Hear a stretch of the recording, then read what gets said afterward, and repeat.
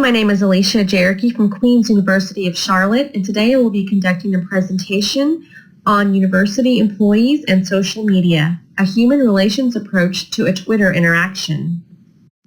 More and more universities are using social media as a tool to reach the students as well as the public. There are several pros and cons to this. A pro is that they can reach students quickly, there is virtually no cost, and it reduces overall marketing costs. According to Barnes & Liskalt, reduced costs for traditional media are attributed to the use of social media, with 33% less spent on printing, 24% less spent on newspaper ads, and 17% less spent on radio and television ads. Cons are there a lack of policy and procedure, there's a lack of training for employees making the post, and it can lead to negative consequences. According to Barnes & Liskalt, less than half of those surveyed have a written social media policy for their school. In 2009-2010 academic year, 32% had such a policy, increased to 44% in 2010-2011, and stands at 49% now. The particular form of media that I will be focusing on is Twitter. According to the Urban Dictionary, Twitter is a text of what I'm thinking to everyone reading. The problem with this is that, as Bomi states, text, when meant for a group of people, are the lowest in richness, as they are not focused on a single receiver, use limited information cues, and do not permit easy feedback. In addition to this, there is a lack of information one receives from tone of voice, facial cues, as well as background information on the topic, all of which can cause serious misunderstandings. The problem with the misunderstanding of text is that it can play a part in promoting public outrage. According to Rangel, public opinion has become a phenomenon since the emergence of technology, which includes social media. Outrage of the public over statements posted on social media by celebrities and others have been known to force change in the form of public apologies being used, rules being made to address the issue, and in some instances, people losing their jobs. Information is shared at light speed, individuals have power in numbers, negative feelings snowball quickly, media equals sensationalism, especially when celebrities are involved, and a joint response can be likened to a mob mentality.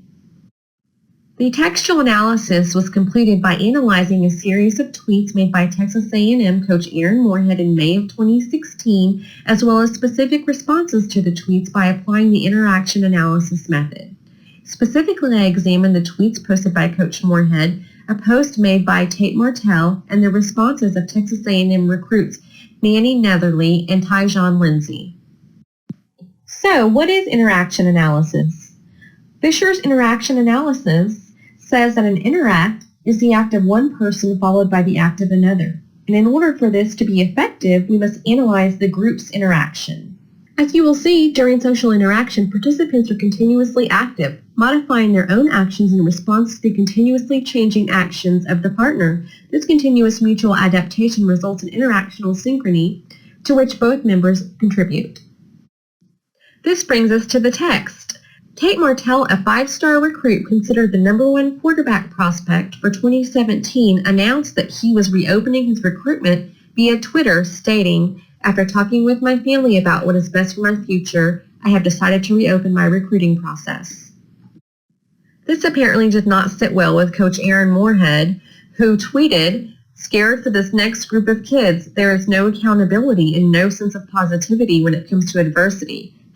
#selfish, #all about me."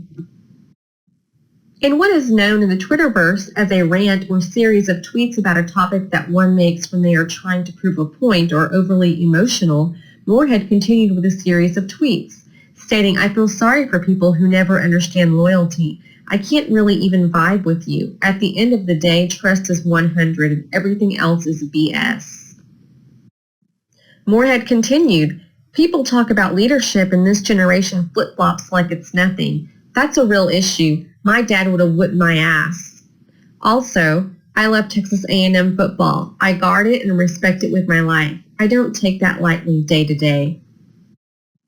This series of tweets apparently did not sit well with other recruits who had planned to play football for Texas A&M University. As reported by Olsen, 4-star wide receiver Manny Netherly also decommitted from Texas A&M, directly referencing Moorhead's tweets.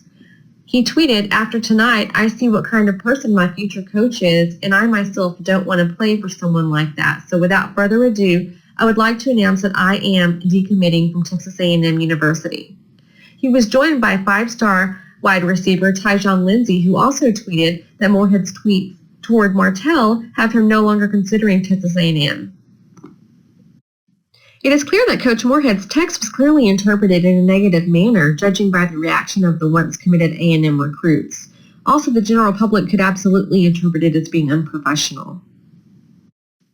So what can we take from this? At a time when most organizations are struggling with incorporating or adapting to social media, there is almost no scholarly guidance to provide principles, best practices, or separate fact from fiction. A lack of research-based practices limits the ability to capitalize on the benefits and avoid the risks for both individuals and organizations. There's a great need for a set of best practices, policy, and training within organizations who choose to utilize social media. This should highlight the importance of not posting anything on social media during times of high emotion or stress. As a society, we need to understand that just because there is a communication medium readily available to us does not mean that we should use it. These findings help to bring light to an area that is becoming increasingly more important. Organizations need to understand that they should not implement the use of social media without proper policy and training for all employees. How are these findings important? Well, we learned how many organizations are operating in the dark and risking their reputation to keep up with technology without considering the consequences.